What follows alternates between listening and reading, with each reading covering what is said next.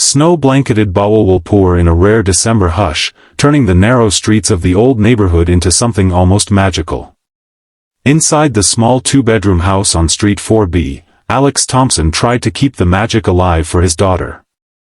The Christmas tree, plastic, bought on sale last year, stood in the corner of the living room, strung with the same multicolored lights Sarah had loved.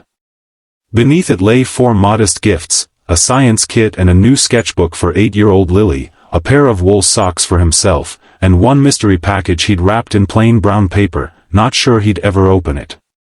Alex sat on the sagging sofa, elbows on knees, staring at the silent TV. The clock showed 11:42 p.m. Christmas Eve.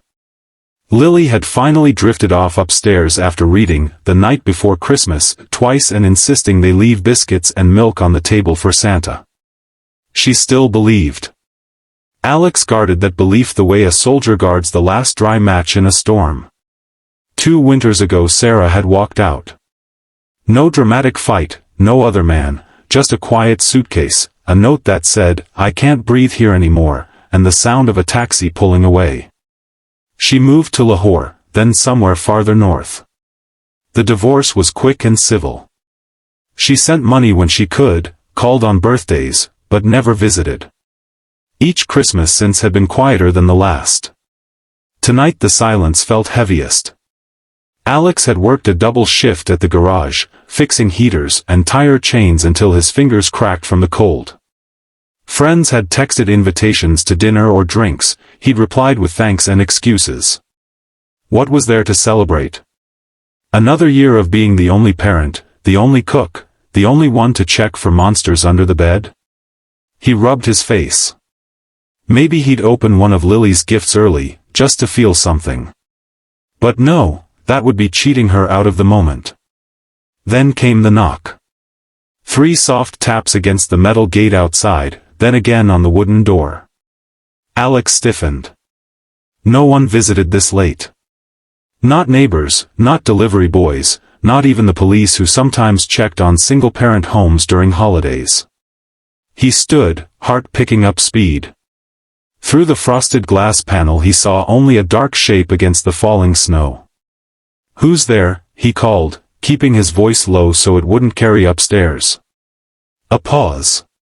Then a woman's voice, muffled but unmistakable. "Alex, it's me."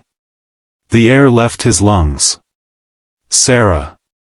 He hadn't heard that voice in person in 24 months, but memory is cruelly precise. The slight huskiness, the way she drew out the X in his name, it was her. His hand hovered over the latch. Every instinct screamed to leave the door shut. She had chosen to leave. She could choose to stay gone. But Lily's science kit had a note in her careful handwriting taped to the box, "For Mommy too, if she comes back." He unlocked the door. Cold rushed in with her. Sarah stood on the threshold in a thin wool coat dusted with snow, hood up, cheeks flushed from the wind. A small canvas backpack hung from one shoulder. She looked smaller than he remembered, almost fragile. "Can I come in?" she asked quietly. "Please. Just for a minute." He stepped aside without a word. She entered, bringing the scent of winter air and something faintly floral, her old perfume, or maybe just memory playing tricks. She stopped in the middle of the rug, hands clasped in front of her, eyes darting to the tree, the stockings, the half-eaten plate of biscuits. "You kept the lights," she said softly. "They're Lily's favorite." Sarah nodded, swallowing hard. "She's asleep?" "Yeah." Finally. Another silence, heavier than the snow outside. Alex crossed his arms. "Why now?" 2 years, Sarah. 2 Christmases. And you show up at midnight like this is some Hallmark movie? Her eyes filled. "I know how it looks. I know I don't deserve even these 5 minutes. But I've been trying to come back for months. Every time I bought a ticket, I panicked. What if Lily hates me? What if you slam the door? What if I ruin everything again? You already did that part, he said, voice low and rough. She flinched but didn't look away. I was drowning, Alex. The house, the routine, the feeling that I was disappearing into someone's wife and someone's mother, I couldn't breathe. I thought leaving would fix me. It didn't. It just broke everything else. He stared at her.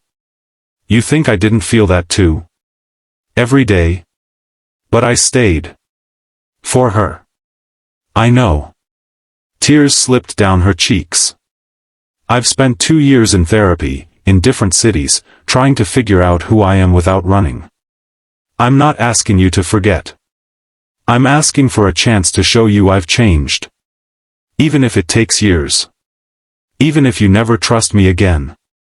The clock ticked past midnight. Somewhere in the distance, a church bell began to ring, slow, solemn, Christmas Day arriving whether they were ready or not. Alex looked toward the stairs. She still asks about you. Not every day anymore, but, she drew a picture last week. You, me, her, holding hands under a big star. She hid it in her drawer so I wouldn't see her crying.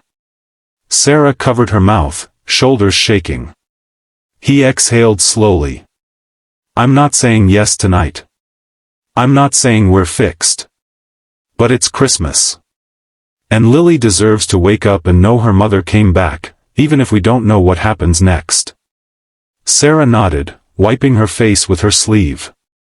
I'll sleep on the couch. Or the floor. Whatever you want. I won't push. He studied her for a long moment, the woman he'd loved, the woman who'd left, the woman standing here now, trembling but not running. Wait here, he said. He climbed the stairs quietly. Lily's door was cracked open, nightlight glowing. She lay curled under her quilt, breathing evenly. Alex sat on the edge of the bed and touched her shoulder. Sweetheart? Her eyes fluttered open. Daddy? Is it morning? Not yet. But someone's here to see you. Lily sat up slowly, rubbing her eyes. Santa? No, he hesitated. Mommy. Lily froze. For a second he thought she might cry or hide. Instead she whispered, Is she really here? Yeah. Downstairs. If you want to see her. Lily nodded, small and certain. He carried her down in her pajamas, her arms tight around his neck. When they reached the living room, Sarah stood. The moment she saw Lily, her knees buckled.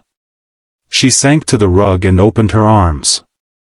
Lily slid from Alex's hold and walked forward, slow at first, then faster. She crashed into her mother's chest, burying her face in Sarah's coat. Mommy, she said, voice muffled. You came. Sarah held her like she might disappear again, rocking gently. I'm here, baby. I'm so sorry I was gone. I'm here now. Alex stood in the doorway, throat burning, watching his daughter cling to the mother she'd waited for. He didn't know what tomorrow would bring, questions, boundaries, maybe lawyers again. Trust wasn't rebuilt in one night. But as the church bells faded and the snow continued to fall, the little house felt warmer than it had in years. Lily pulled back, eyes shining. Mommy, come see the tree. I made you an ornament. She tugged Sarah toward the lights. Alex followed slowly, arms still crossed but no longer clenched. Outside, the world slept under white silence. Inside, 3 people began, carefully, uncertainly, to remember how to be a family.